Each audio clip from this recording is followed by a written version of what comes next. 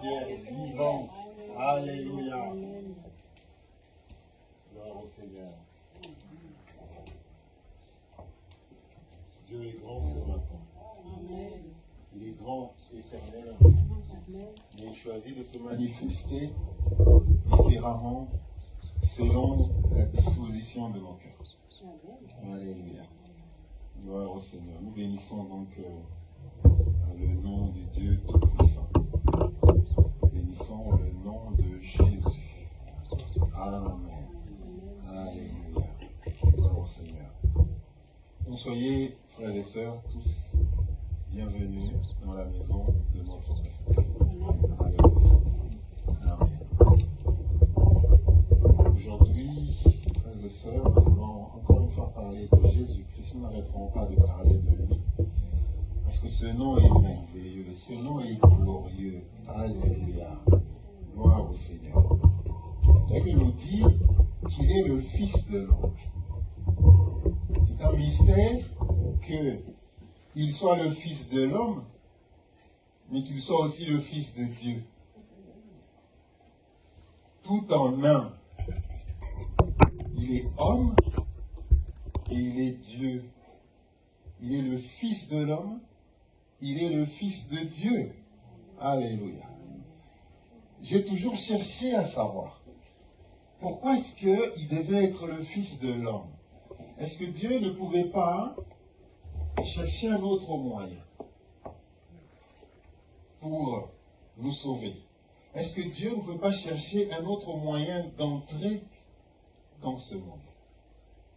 Alléluia. Et ça troublait beaucoup de gens, depuis les temps anciens, de comprendre comment fait-il qu'il peut être un homme et en même temps fils de Dieu. Mais Dieu fait toutes choses bonnes en son temps, elle le dit. Gloire au Seigneur. Nous avons vu qu'il était le Fils de Dieu. Aujourd'hui, nous voulons voir pourquoi est-ce qu'on l'appelle le Fils de l'homme. Et pourquoi il fallait qu'il soit un homme? Alléluia. La réponse est à chercher dans l'Ancien Testament. Alléluia. Depuis les temps anciens, Dieu a voulu entrer en communion avec son peuple. Depuis les temps anciens, Dieu, dans son désir, Dieu, dans sa manière de faire, avait toujours voulu qu'il puisse éternellement être en contact avec son peuple, être en communion. On peut être en contact sans être en communion, être en communion avec son peuple. Dieu a cherché tous les moyens. La Bible dit même que lorsqu'il avait créé Adam et Ève, pendant les soirs, il descendait comme la parole et il venait s'entretenir avec eux. Dieu avait toujours voulu partager des moments de communion avec son peuple. Et donc, quand tu es enfant de Dieu, tu dois avoir des moments de communion avec ton Dieu. Tu dois avoir des moments de communion avec celui que tu aimes. Celui dont tu dis qu'il est ton Dieu. Celui dont tu dis que tu as donné ton cœur. À qui tu as donné ton cœur? On l'a chanté, frères et sœurs. Je te donne mon cœur. On donne son cœur à celui que l'on aime. Et on veut passer du temps avec lui. On veut passer des moments précieux avec lui. Si tu dis que tu aimes quelqu'un et tu ne passes pas de moments précieux avec cette personne-là, ton amour peut être discutable. Ça veut dire que quand tu aimes quelqu'un, tu as besoin. C'est un besoin. Ton cœur a besoin. Il a besoin de passer du temps avec cette personne-là. Alléluia. Cette semaine, entre parenthèses, Julie, qui n'est pas là, elle est dehors, elle était à la maison. On était à table, nous deux. Elle me pose la question de savoir. Elle dit, pasteur, c'était par hasard, hein, c'était pas prévu.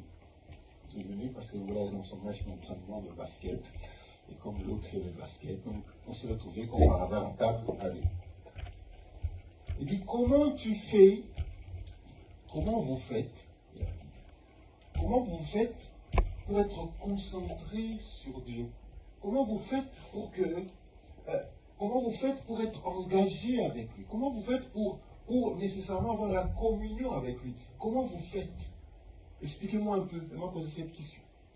Alléluia. Peut-être que c'est une question que vous posez aussi, ou qu'on va peut-être un jour vous poser. Je lui ai dit ceci. Je lui ai dit, ton corps physique, il a besoin de nourriture pour vivre. Il a besoin de l'eau, a besoin de nourriture. Ça dépend, aujourd'hui ça peut être des frites, du poulet. Ton corps a besoin de nourriture pour vivre. De la même manière, ton esprit a aussi besoin de nourriture pour vivre, pour être réveillé. Imagine que tu manges dimanche, et puis tu remanges encore une fois le dimanche d'après, et puis tu remanges à chaque fois à intervalle de 7 jours, ton corps ne sera pas aussi fort, aussi nourri et aussi en bonne santé. De la même manière pour ton esprit. Si tu ne manges que quand tu viens le dimanche à l'église, et que tu attends de manger ou de remanger encore le dimanche d'après, ton corps, bien sûr, qu'il aura de la nourriture, mais il ne sera pas aussi efficace. Donc ton corps spirituel ne sera pas aussi efficace que si tu mangeais chaque jour. Maintenant, comment ça commence? Premièrement, ça commence par une discipline. C'est-à-dire que ton esprit, ça commence par une discipline. Tu le disciplines à lui donner à manger chaque jour. Ça sera difficile au tout début. Et la nourriture de l'esprit, c'est la parole de Dieu. La nourriture de l'esprit, c'est la parole, c'est la prière. La nourriture de l'esprit, c'est le jeûne. La nourriture de l'esprit, c'est la communion fraternelle. Et donc, au tout début, ça sera difficile. Toi qui ne voulais pas être ensemble avec le frère, tu es obligé d'être ensemble avec le frère. Toi qui ne voulais pas se mettre à côté d'un frère ou d'une sœur, et finalement te retrouves à côté des gens que tu n'aimais pas ou que tu ne supportais pas, tu es ensemble. Ça fait que ton esprit commence à pouvoir grandir et à supporter les uns les autres. Maintenant, au tout début, c'est une discipline que tu te donnes. Plus la discipline perdure, le jour où tu arrêtes, c'est ton esprit qui commence à réclamer. C'est-à-dire que c'est ton esprit qui sent le besoin. Aujourd'hui, je n'ai pas lu la parole de Dieu. Aujourd'hui, je n'ai pas entendu le Seigneur me parler. Aujourd'hui, je n'ai pas passé du temps dans la présence du Seigneur. Aujourd'hui, je sens comme s'il faut que je gêne. C'est ton esprit qui commence à réclamer ces choses. Au début, c'était compliqué, c'était difficile, il fallait se donner une discipline. Et une fois que la discipline a tenu, ton esprit s'est réhabitué, et donc c'est lui qui te réclame maintenant. C'est lui qui réclame de passer du temps avec les frères, des temps de communion fraternelle. C'est lui qui va réclamer que ta parole que la parole de Dieu te soit lue, que tu l'écoutes, que tu la médites. Donc, comment est-ce que je reste concentré? Eh bien, c'est comme ça. Au tout début de ma vie, j'ai discipliné mon esprit je lui ai donné une discipline, c'est ça que tu dois faire, tu dois passer du temps à la parole de Dieu, même si c'est lire 2 versets chaque nuit avant de dormir, même si c'est se lever le matin afin de prier, toutes tes disciplines, ça sera difficile au début, ça sera difficile, et puis après, lorsque tu as habitué ton esprit à tout ça, c'est lui maintenant qui commence à te réclamer le besoin que tu pries, le besoin que tu écoutes la parole de Dieu, le besoin que tu jeûnes. Donc c'est comme ça qu'on peut rester concentré parce qu'on sait que de la même manière que notre corps a besoin de nourriture, notre esprit a aussi besoin de nourriture et c'est à nous de nourrir notre esprit. C'est une responsabilité que nous devons prendre. Ce n'est pas Dieu qui va venir te nourrir. Dieu ne force pas. Dieu ne s'ingère pas dans les affaires. C'est toi qui dois l'inviter. Et même pour rentrer, là, il me dit, il frappe. Dieu est poli, hein? Dieu est très poli. Il dit, je me tiens devant ton cœur et je frappe. Si tu veux, ouvre ton cœur, je vais rentrer dans ton cœur, je vais dîner avec toi. Quelle politesse! Quelle politique? Il ne s'ingère pas. Il ne force pas. Il ne force pas. Si vous attendez que Dieu vienne s'ingérer dans vos affaires, frères et sœurs, il ne viendra pas. Il frappera plutôt. Il faudra lui ouvrir la porte. Si tu n'ouvres pas la porte, il n'entrera pas. Il n'entrera pas. Aujourd'hui, on commence à penser qu'il faut nécessairement que lui vienne s'ingérer. Non, il faut qu'il vienne. Non, non, non. Il faut que tu l'invites. Il faut que tu l'invites. Il est poli. Dieu est poli. Il faut l'inviter. Il faut lui ouvrir la porte afin qu'il entre. Il veut rentrer avec ton autorisation. Il veut rentrer avec cette autorisation que tu lui donnes. Alléluia. Gloire au Seigneur. Donc c'était important que je dise ceci parce que nous avons besoin de lui. Nous avons besoin de lui. C'est un besoin spirituel. Et Dieu a mis dans l'homme un besoin spirituel. Et il nous dit qu'il est le Fils de l'homme. Pourquoi est-ce qu'il devait être le Fils de l'homme? Pourquoi est-ce que nous devions avoir besoin d'un Fils ou du Fils de l'homme qui était Dieu pour venir pour nous? La réponse, comme je disais, est à trouver dans comment est-ce que Dieu voulait passer du temps avec son peuple. Dans l'Ancien Testament, il nous dit que Dieu voulait passer du temps avec son peuple et Dieu a mis en place le chemin par lequel son peuple devait passer pour entrer dans sa présence. Alléluia. Et qu'est-ce qui se passait dans l'ancien temps? L'ancien temps, il nous dit que le chemin vers le lieu très saint des saints, où se trouvait l'arche de l'alliance, qui manifestait la présence de Dieu, et dans l'Ancien Testament, dans ce lieu saint des saints, il n'y a que le souverain sacrificateur qui devait y entrer. Donc il y avait trois étapes pour aller dans la présence de Dieu. Et il dit qu'il y avait le parvis. Le parvis était un lieu où tous les peuples pouvaient venir offrir des sacrifices, passer à la purification. C'est un peu l'organisation d'un culte à notre Dieu. Et puis il y avait le lieu très saint. Ce lieu très saint, c'est un lieu où les sacrificateurs, eux, allaient afin d'adorer le Seigneur, afin de lui offrir des parfums, donc les prières des gens. Donc, il y avait le parvis, le lieu très saint, et le lieu saint des saints, où se trouvait la présence de Dieu. Dans le lieu saint des saints, c'est le souverain sacrificateur qui y entrait. Et dans le lieu saint, c'était les sacrificateurs, et le parvis, c'était le peuple. Alléluia. Et Dieu a hiérarchisé les choses comme ça. Il a dit, les sacrificateurs seront de la famille de Lévi. Alléluia. Donc les sacrificateurs seront de la famille de Lévi. Et dans la famille de Lévi,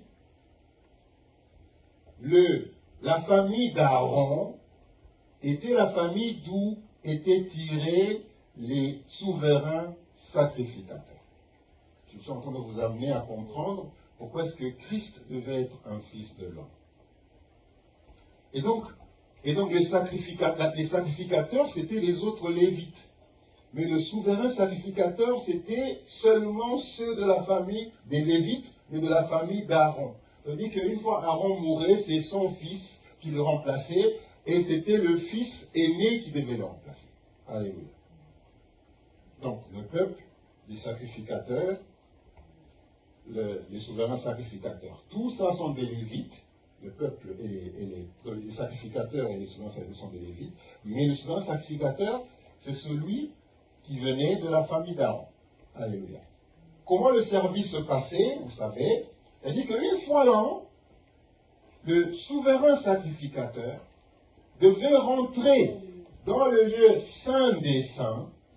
Bien sûr qu'il passera par le parvis, bien sûr qu'il passera par le lieu très saint, et bien sûr pour arriver dans le lieu saint des saints.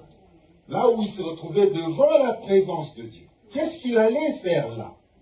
Dans le lieu saint des saints, le souverain sacrificateur y allait pour deux choses. Premièrement, il allait pour faire l'expiation de ses péchés personnels et aussi des péchés du peuple. C'est-à-dire qu'il y avait des sangs des animaux qui étaient tués, le sang servait dans le lieu saint des saints pour faire l'expiation d'abord de ses propres péchés. Il arrive d'abord là, il demande pardon pour ses propres péchés, et puis il demande pardon pour les péchés de tout le peuple, et il sortait de ce lieu avec la bénédiction. Alléluia. Il était le seul à y entrer, et il y entrait une seule fois. C'était le souverain sacrificateur. Et les sacrificateurs, leur service à eux s'arrêtait autour du parvis et du lieu saint. Alléluia. Donc vous comprenez qu'il n'y avait que le sacrificateur, le souverain sacrificateur, qui rentrait dans le lieu saint des saints.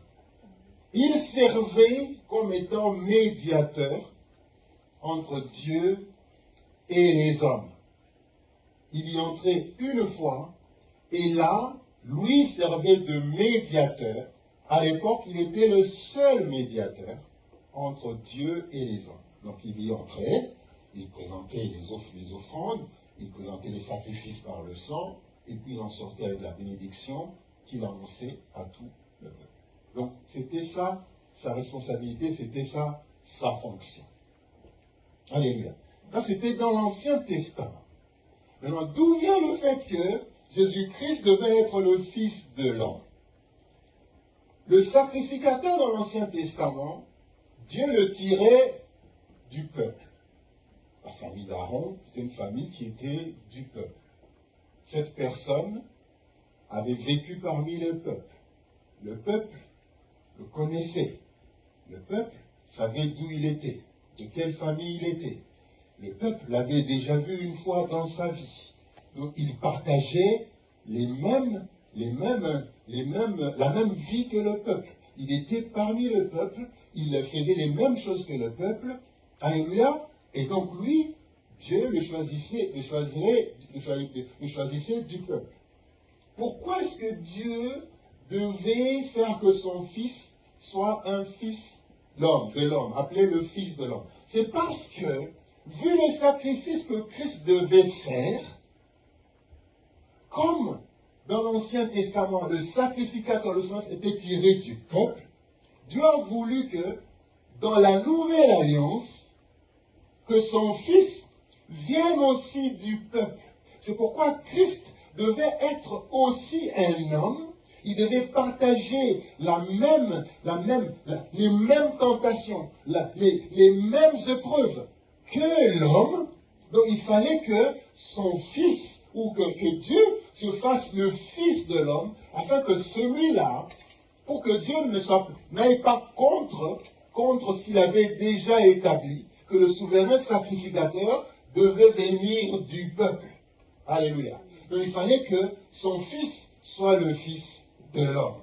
Donc nous comprenons que Jésus-Christ était Dieu, il était aussi homme. L'homme parce qu'il y avait un sacrifice qu'il devait faire. Il y avait un culte que Christ devait faire. Il y avait un culte qu'il devait faire comme sacrificateur.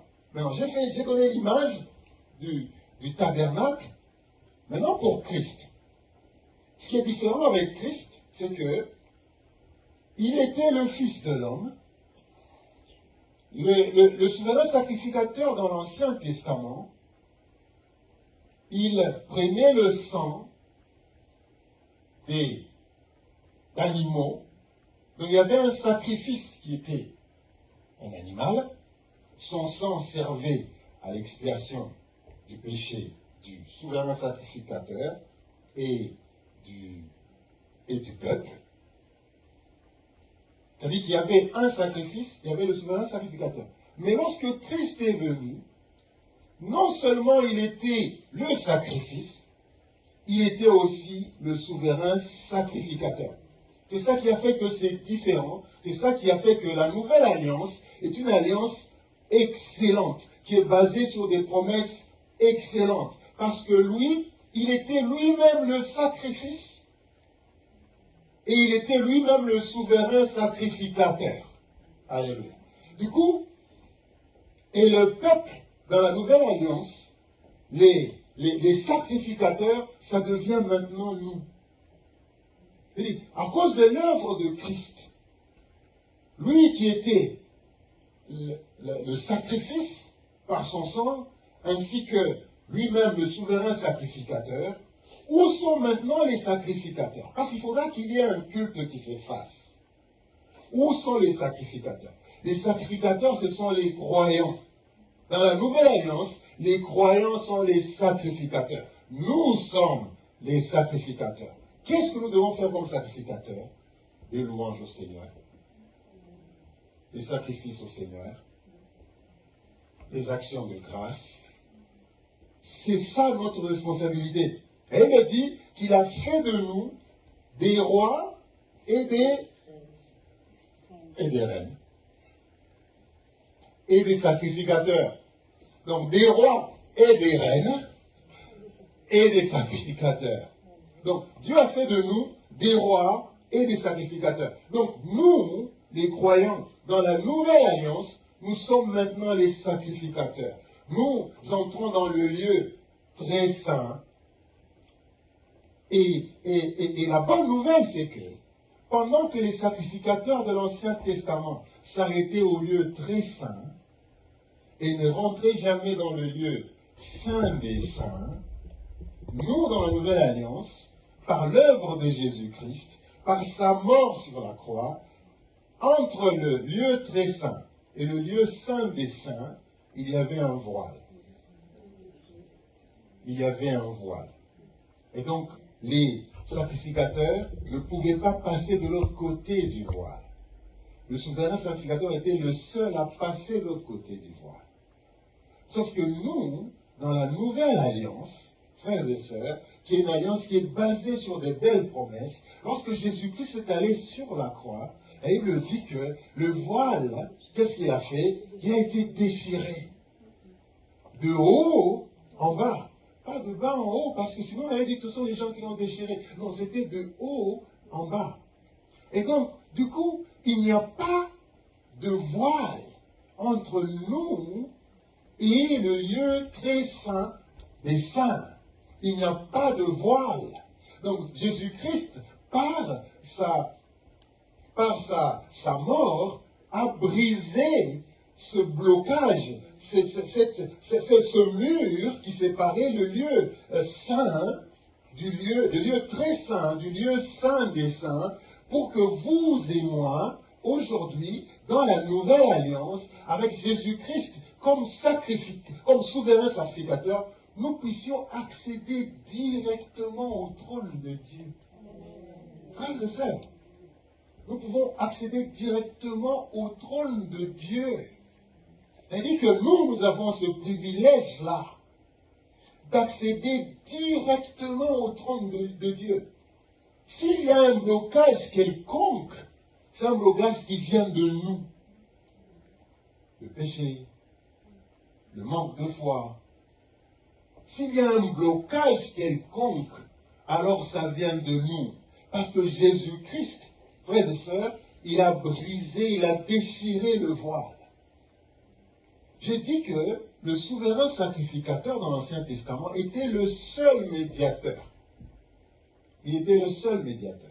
Donc ça veut dire, frères et sœurs, que par l'œuvre de Jésus-Christ, qui est le souverain sacrificateur, il n'y a pas d'autre médiateur que Christ. Qu'on ne vienne pas vous dire qu'il faut d'abord faire un détour pour arriver chez Dieu. Non, Jésus-Christ est le seul médiateur.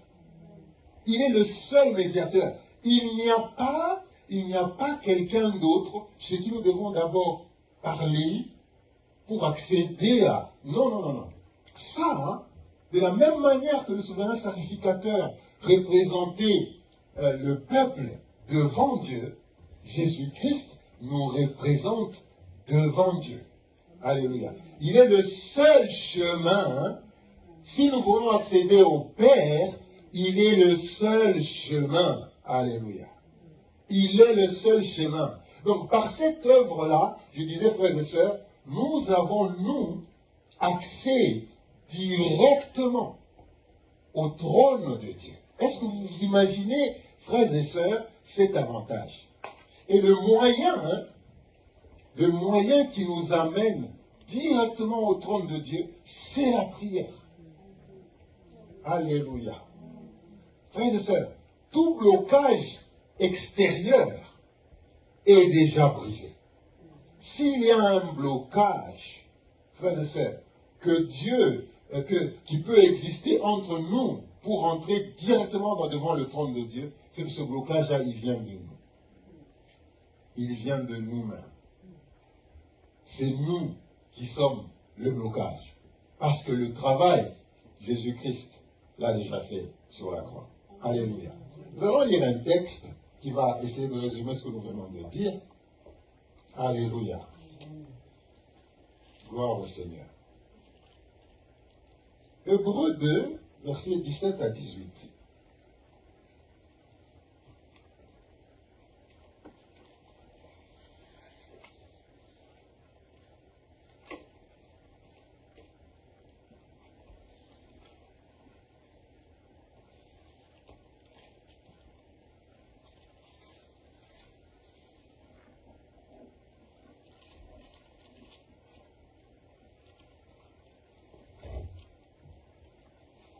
Hébreux chapitre 2, verset 17. En conséquence, il a dû être rendu semblable à toutes choses à ses frères, afin qu'il fît un souverain sacrificateur miséricordieux et fidèle dans le service de Dieu pour faire l'expiation des péchés du peuple. Amen. Je vous ai dit ça. Donc, Dieu a voulu que ce souverain sacrificateur, qui serait son fils, soit semblable à ses frères que nous sommes. Alléluia. Donc, il faut qu'il soit semblable à nous. Et donc, il fallait qu'il soit le fils de l'homme. Alléluia. Donc, il a fallu, en conséquence, il a dû être rendu semblable en toutes choses. Dieu dit en toutes choses. C'est-à-dire quoi? Tu as eu faim, il a eu faim. Alléluia. Il a eu faim. Il y a des choses qui t'ont dérangé, il y a des choses qui lui ont dérangé aussi, qui l'ont dérangé aussi. Sauf que lui, il n'a pas commis de péché. Tu as été tenté, lui aussi il a été tenté. Tu avais des épreuves, lui aussi avait des épreuves. Tu as souffert, lui aussi a souffert. En sorte que quand nous le regardons, nous disons non, non, ce souverain sacrificateur, il a connu la même chose que nous. Alléluia. Donc il est un exemple pour nous. C'est mon frère. Nous avons passé les mêmes choses ensemble, les mêmes difficultés ensemble. Il faut que tu saches, frères et sœurs, que quand tu souffres en Christ, il souffre avec toi. Alléluia. Il souffre avec toi. Souvent nous pensons que quand nous souffrons, nous sommes seuls. Souvent, nous pensons que quand nous souffrons l'injustice du monde, quand nous souffrons l'injustice des frères et des sœurs, parce que nous sommes à Christ, nous pensons que nous sommes seuls. Mais en fait, il souffre avec nous. Et vous savez pourquoi? Parce qu'il est en nous. Alléluia. Parce que Christ vit en nous. Et donc si Christ vit en nous, quand je souffre, il souffre avec moi. Alléluia. Et ça, nous oublions. Ça, nous oublions. Nous pensons que nous sommes seuls. Et quand nous avons des épreuves, il nous aide à les passer avec nous. Parce qu'il est en nous. Vous savez ce qui serait arrivé s'il n'était pas en nous? L'épreuve serait très dure. Les difficultés seront très dures. Toute difficulté que tu connais, toute souffrance que tu as, sache ça pouvait être 100 fois plus si Christ n'était pas avec toi. Alléluia. Donc, il apaise. Il nous aide.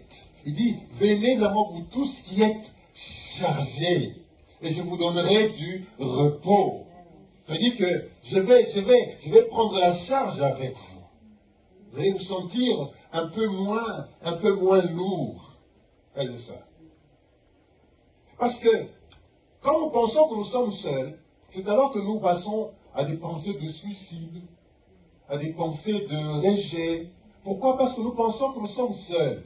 Or, quand nous sommes en Christ, Christ est en nous, et donc, cette difficulté-là, il la passe avec nous. N'oublie jamais ça. N'oublie jamais ça. Quelles que soient les difficultés que tu puisses avoir, ou les souffrances par lesquelles tu passes maintenant, sache que tu n'es pas seul. Et que n'eût été Christ, ça aurait été pire. Alléluia. Donc, il a rendu, en conséquence, il a dû être rendu semblable à toutes choses à ses frères, afin qu'il soit un sacrificateur miséricordieux. Frères et sœurs, ça veut dire quoi? Ça veut dire que, puisqu'il a connu la souffrance, il comprend donc notre situation. Puisqu'il a connu les épreuves, il comprend donc notre situation. Puisqu'il a connu tout ce que nous sommes en train de connaître là, il est passé par là. Il est passé par la souffrance, il est passé par les injures. Je lui dis, non mais on m'insulte, non mais on raconte des choses sur moi. On a raconté des choses sur lui. Il ne faut même pas se plaindre. Il ne faut même pas se plaindre que les gens ne te croient pas. Comme si tu étais en train de crier dans le désert. Comment se fait-il que je parle, et on ne me croit pas? On ne l'a pas cru non plus. Alléluia. Il dit, mais je suis venu pour témoigner de la vie du Père. Et tu dis la même chose. On ne te croit plus. Mais sache que lui aussi, il n'a pas été cru. Donc, frères et sœurs, quand nous comprenons ça, quand nous comprenons le souverain sacrificateur que nous avons, il y a beaucoup de choses qui passeraient comme ça sans problème. Sans problème. Parce qu'aujourd'hui, nous voulons remuer terre et ciel. Nous voulons remuer tout. Nous voulons bousculer tout. Parce que nous voulons nécessairement que les gens nous comprennent. Parce que nous voulons nécessairement que les gens comprennent notre situation. Non mais, frères et sœurs, lui aussi il a connu ça. Et il n'a pas fait comme toi. Il n'a pas fait comme toi. Non mais je suis fatigué, non mais c'est trop, non mais comment, non mais... Ben, lui aussi on a dit, mais c'est quel genre de personne? C'est quel genre de personne? Jusqu'à quand je serai avec vous? Oh non mais je suis fatigué, non mais c'est pas possible, j'en ai assez, je suis arrivé au bout, là maintenant c'est trop, ainsi de suite. Lui aussi il a dit, mais jusqu'à quand je serai avec vous? Alléluia. Jusqu'à quand je serai avec vous? Voilà le type de souverain sacrificateur que nous avons, qui a connu la même chose que nous. Et donc il est capable de nous représenter valablement devant Dieu. Alléluia. Devant Dieu. Parce que même quand Dieu veut détruire, ou même quand Dieu veut te détruire, parce que tu as fait quelque chose qui n'a pas plu au Seigneur. Lorsque Jésus-Christ se présente devant lui, il dit non, Père, je suis passé par la même chose. Et donc je comprends leurs problèmes. Et donc je comprends leur situation. Sois miséricordieux. Alléluia. Frères et sœurs, voilà le type de souverain sacrificateur que nous avons. Et ça, le souverain sacrificateur de l'Ancien Testament ne pouvait pas le faire. Il ne pouvait pas le faire. Alléluia. Gloire au Seigneur. Donc, vous comprenez, frères et sœurs, que Jésus-Christ, en tant que fils de l'homme, il fallait qu'il soit fils de l'homme pour qu'il soit sacrificateur, souverain sacrificateur. Parce qu'il ne peut pas être souverain sacrificateur sans être un homme qui comprenne notre situation. Alléluia. Donc, un sacrificateur miséricordieux et fidèle dans le service de Dieu. Alléluia. Fidèle dans le service de Dieu. Alléluia. Est-ce que tu es fidèle? Donc, lui, il avait compris tout ça. Dieu avait compris tout ça. Dieu connaissait qu'il lui faut ce peuple. Voilà le souverain sacrificateur qu'il lui faut. Alléluia. Gloire au Seigneur. Donc, frères et sœurs, Jésus-Christ est le chemin. Lis-nous Hébreux 10, 19 à 20.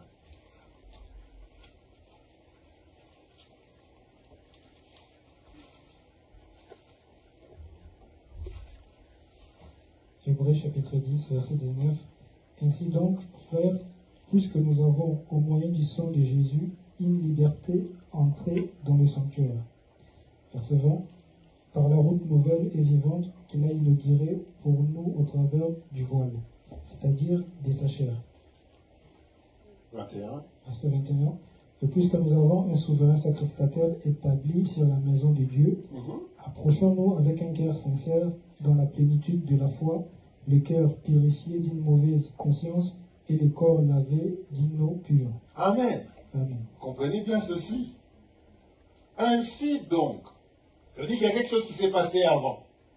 Maintenant, on arrive à la conclusion maintenant. Ainsi donc, frères, nous avons au moyen du sang de Jésus-Christ une libre entrée dans le sanctuaire. C'est-à-dire que Jésus-Christ, par sa mort, il a créé une nouvelle route, un nouveau chemin, une nouvelle porte, une nouvelle entrée.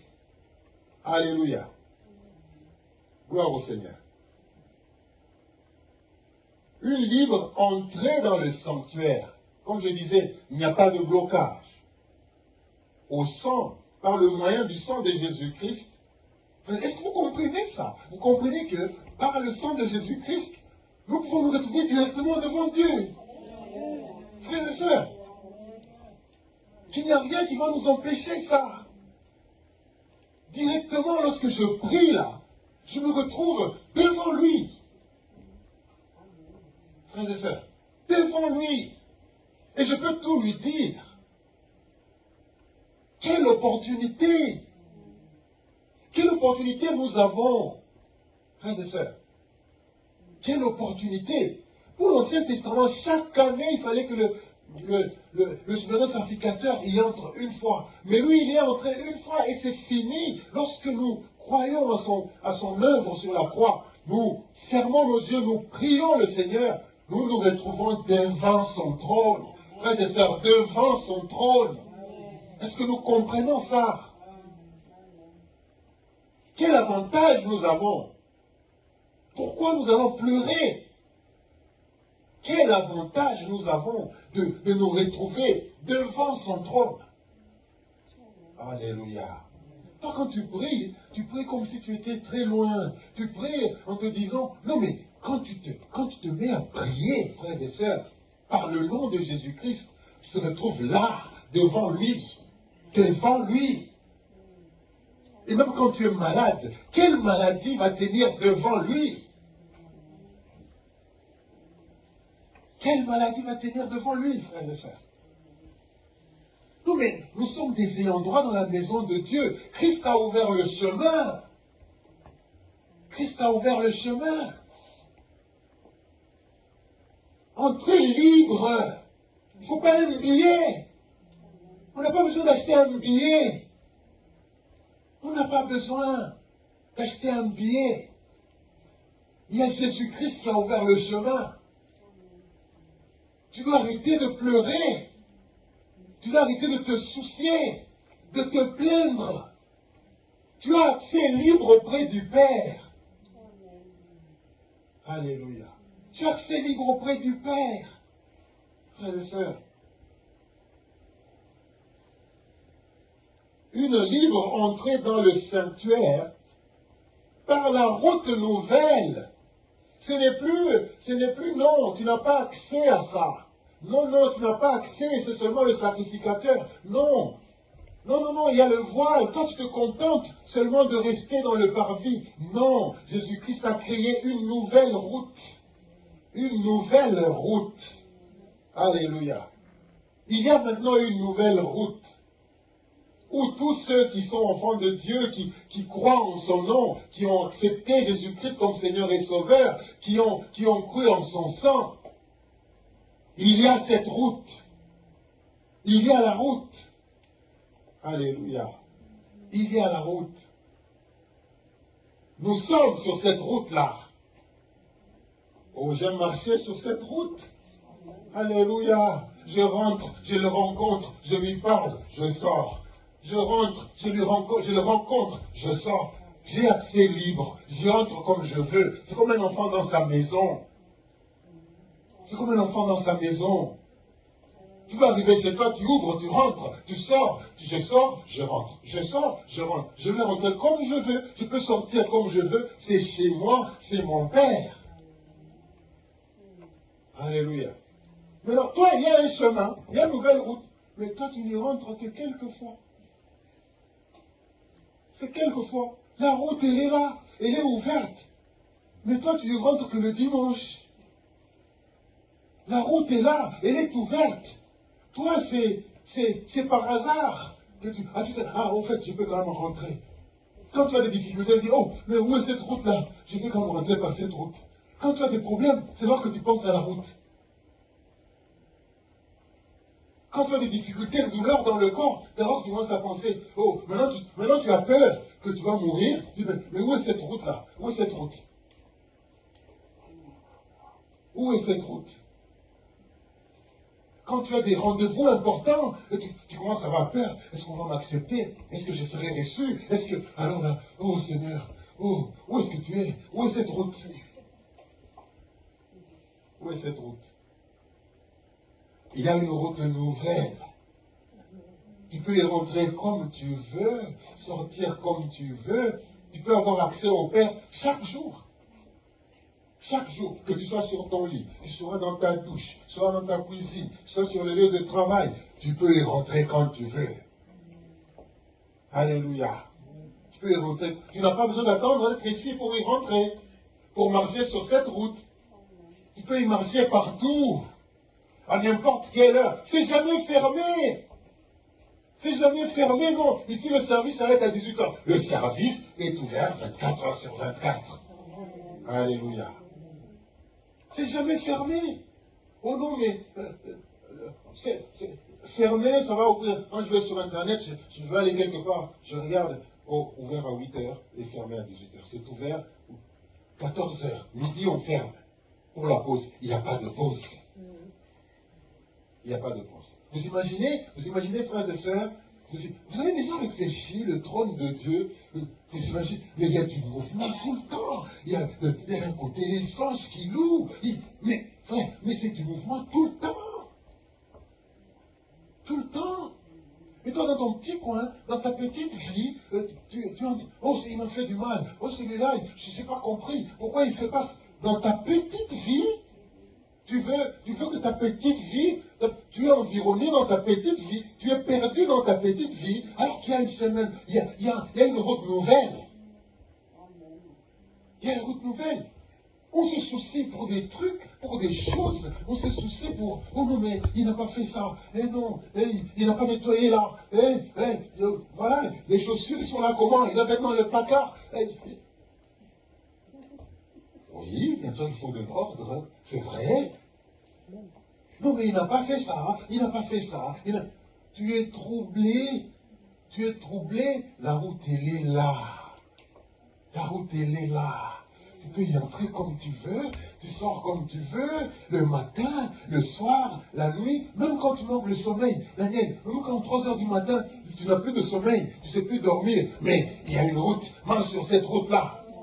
Alléluia. Marche sur cette route-là. Marche sur cette route. Marche sur cette route-là.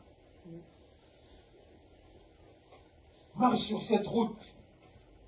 Tiens, j'ai pas de sommeil. Ok, je vais aller visiter mon père. On va aller parler là. pendant que tout le monde dort, peut-être qu'il y a moins de gens. Peut-être qu'il y a moins de gens sur cette route. Peut-être qu'il y a moins de gens, parce que tout le monde dort, tout le monde dort, tout le monde est en train de vérifier des choses. Et toi, tu n'as plus de sommeil. Où est-ce qu'il est? Je vais marcher sur cette route-là. Peut-être qu'il y a moins de gens maintenant. Peut-être que maintenant je peux, frères et sœurs. La route nouvelle, il est là. Que Christ a établi. Alléluia. Par la route nouvelle et vivante.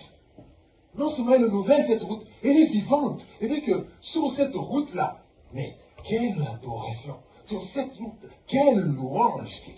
Donc, tu es sur cette route-là, mais tu as l'impression que, déjà, avant d'arriver dans le trône de Dieu, l'atmosphère est déjà une atmosphère de gloire. Une atmosphère de gloire, frères et sœurs. Une atmosphère de gloire. Déjà, et c'est vivant. C'est pas une route qui est sombre, tu entres, tu as peur, tu es en train de regarder, mais qui me suit? Non, personne ne s'occupe de ses problèmes, les problèmes de l'autre. Toi seulement les problèmes des autres. Tu t'occupes seulement des problèmes des autres. Jamais toi. Là, chacun est content d'être sur cette route-là pour servir le Dieu très haut, pour le louer. Imaginez-vous, frères et sœurs, je prie que le Seigneur vous donne une vision comme ça, du règne de Dieu, de là où il est, de comment les choses se passent. Alléluia. Tu vas arrêter de pleurer. Tu vas arrêter de pleurer. Et arrête de pleurer. Tu énerves Dieu par tes pleurs. Il faut prier. Il ne faut pas pleurer. Avec les pleurs, il faut prier. Quand tu pries, tu te transportes devant le trône de Dieu. Alléluia. Gloire au Seigneur. Et vivante qu'il a inaugurée. Qu'il a inaugurée. C'est-à-dire que cette route n'existait pas. Cette route n'existait pas. C'est une nouvelle route. C'est une nouvelle route. Et les nouvelles routes sont souvent faites mieux que celles qui existaient déjà. Parce que les choses ont changé, la technologie a changé, les situations ont changé. Et donc cette route-là, elle a été étudiée de telle sorte que on a eu beaucoup d'accidents sur cette route à cause de ça et ça et ça. Maintenant, créons une autre route qui va quand même nous amener au même endroit. Mais voilà les erreurs qui étaient là, on a constaté ça. Maintenant, sur cette route, on va essayer de faire... C'est une route pure. Et donc, elle est différente. Et il a inauguré. C'est une nouvelle route. Pour nous, au travers du voile. Alléluia. C'est-à-dire de sa chair. Alléluia. C'est-à-dire de sa chair. Je ne sais pas si tu comprends ce verset. Parce que ta chair à toi t'empêche beaucoup de choses. Ta chair à toi t'empêche de rentrer devant le trône. Non, ne fais pas ça. Non, mais j'ai pourtant entendu le Seigneur dire ça. La chair te dit non. C'est pas vrai. Non, mais la parole de Dieu veut. Non, non, non, non, non. Tu peux mourir. La chair, c'est comme ça. La chair nous empêche. La chair nous empêche, nous prévient des choses. Dieu a parlé, mais la chair hésite. C'est pourquoi il me dit, il a fait cette route-là, au travers du voile, c'est-à-dire quoi? Sa chair. C'est vrai, il fallait que sa chair soit même brisée. Il fallait que sa chair soit brisée. Si tu veux servir le Seigneur, il faut ignorer une fois sa chair. Plusieurs fois, il faut l'ignorer. Oh non, non, non, non, arrête, arrête. Je te connais, toi. Tu vois quelqu'un qui est en train de parler, mais il parle à qui? Il parle à sa chair. Il parle à sa chair. Non, mais il est fou et tout ça. Non, non, non, non, vous ne savez pas à quoi il parle. Il est peut-être en train de parler à sa chair. Il dit non, non, non, écoute. David disait, mon âme bénit l'Éternel. Parce que si je te laisse comme ça, tu vas pleurer, tu vas regarder la situation dans laquelle tu es, tu commences à pleurer. Non, non, non, non, non. Il faut que tu bénisses l'Éternel. Ton esprit t'a dit, il faut te lever à 5 heures pour prier. Le corps te dit, oh non, il faut dormir encore un peu. Il faut encore dormir un peu. Le corps te dit. Et toi tu dis, bon, ok, je prierai demain, je dors. Dieu te voulait à genoux, ton corps te dit, non, quel genou? D'ailleurs, tu auras mal. Tu auras mal au genou. Tu auras mal au genou. Et le corps te dit, non, non, dors. Il dit, bon, ok, je dors. Je vais prier assis. Non, Dieu a dit genou. Ton corps te dit, non, tu sais, ton médecin là, il t'a dit le genou. Mais qui a créé le genou? C'est Dieu. Non, mais tu sais, tu as l'infiltration, ainsi de suite. Mais qui a créé le genou? C'est Dieu. Quelle infiltration? Donc, c'est dit que le corps, la chair, est toujours en opposition avec l'esprit. C'est pourquoi cette nouvelle route, Dieu, Jésus-Christ l'a faite, l'a inaugurée au travers du voile, c'est-à-dire au travers de sa chair. Il fallait briser cette chair. Il faut discipliner cette chair. Elle t'empêche beaucoup de choses. La chair, elle est limitée. L'esprit est illimité. Alléluia. L'esprit est illimité. Et nous avons un souverain sacrificateur établi sur la maison de Dieu. Tu appartiens à cette maison? Si tu appartiens à la maison de Dieu, c'est que le souverain sacrificateur, c'est Jésus-Christ. C'est lui le médiateur. Ne m'amenez pas un autre médiateur. Oh non, parce que il n'y avait pas de vin, et puis on a demandé gloire au Seigneur. Mais le médiateur, il est le même, c'est Jésus-Christ. C'est lui qui est devant moi. Et puis vous savez quoi? Donc quand vous arrivez devant le trône de Dieu, juste à côté, il est assis là. Il partage le trône avec son Père, assis à la droite. Donc quand vous vous mettez ensemble là, quand vous vous mettez à prier, écoutez ceci, quand vous vous mettez à prier, la prière vous transporte devant lui, devant l'Éternel. Et lui, il est en train de sauter à l'oreille de son Père. Il dit, frère, papa, écoute-le, je suis passé par là. La difficulté qu'il est là, je l'ai comprise parce que moi j'étais avec eux. Donc, il devient quoi? Un intercesseur.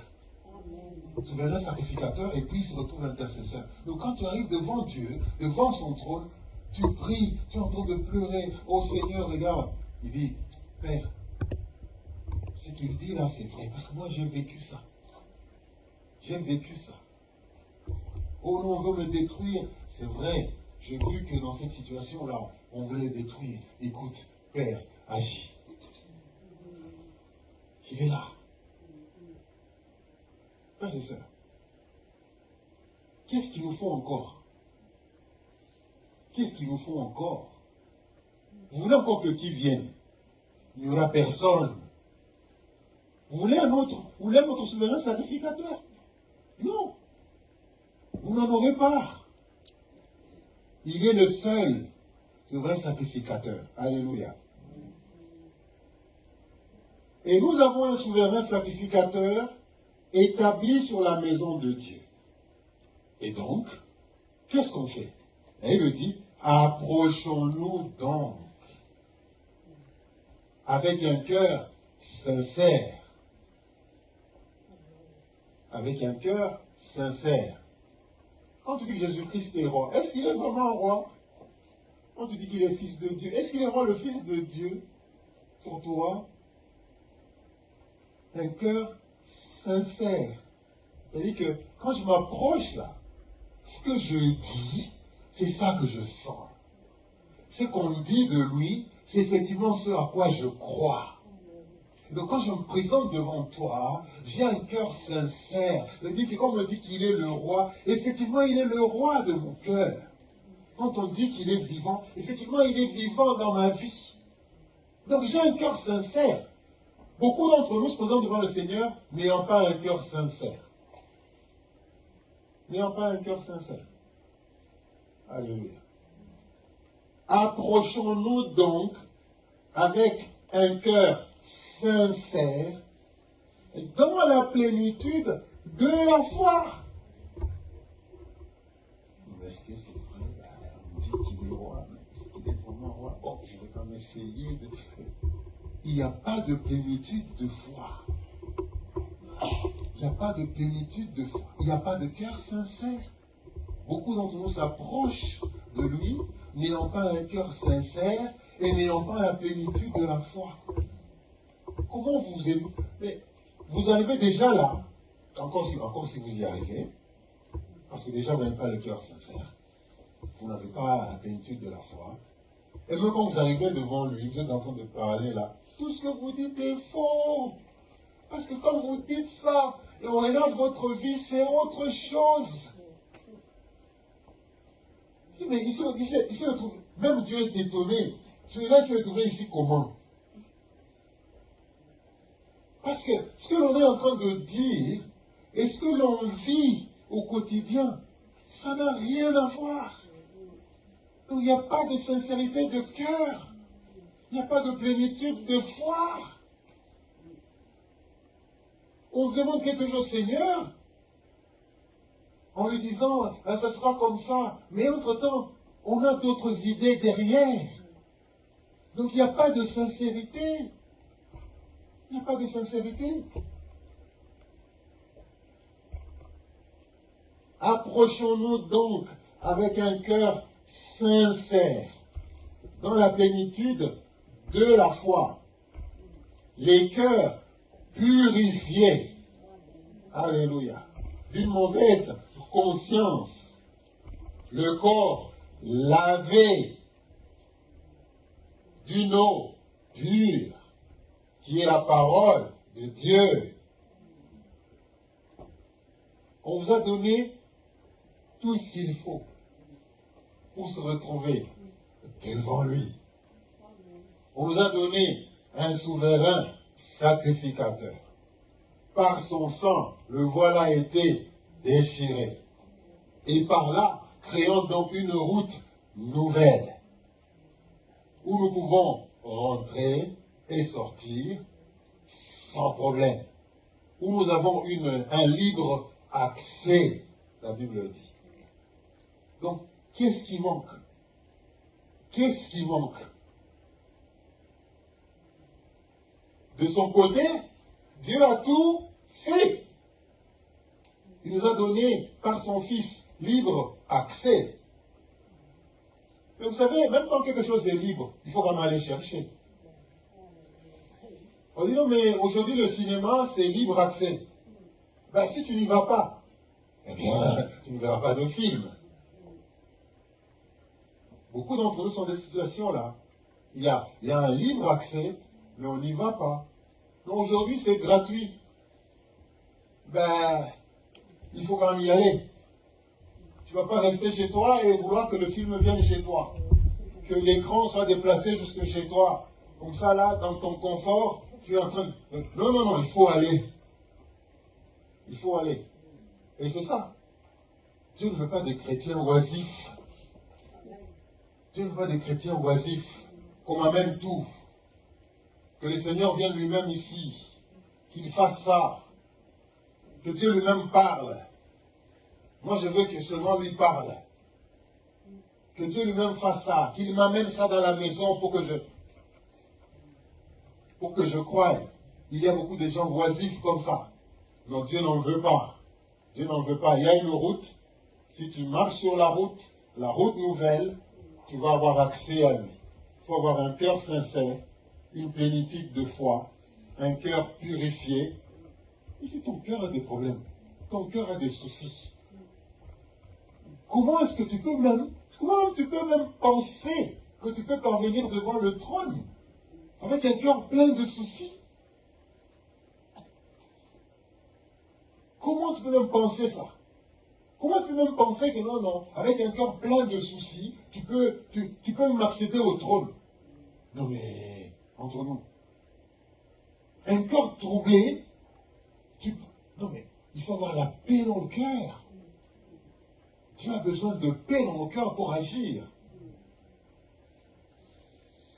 Donc, purifier d'une mauvaise conscience et le corps lavé d'une eau pure. Frères et sœurs, Jésus-Christ, Fils de l'homme, souverain sacrificateur, a ouvert le chemin. En tant que Fils de l'homme, il a partagé notre condition humaine. L'humanité. Il fallait que le sacrificateur soit tiré du milieu des hommes. Et lui, il a partagé cette humanité avec nous. Alléluia. Il a donc rempli les conditions pour devenir souverain sacrificateur. Il a ouvert le chemin.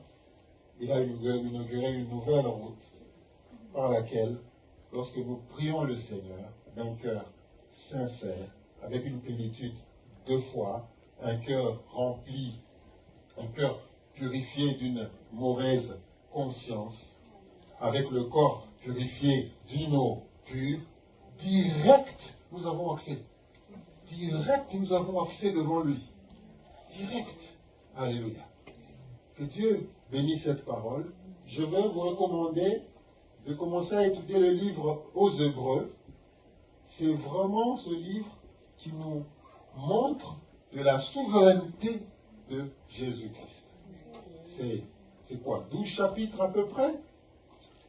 12 chapitres que vous pouvez lire, 13 chapitres que vous pouvez lire pour comprendre quel était le statut de Jésus-Christ. Donc prenez le temps de lire.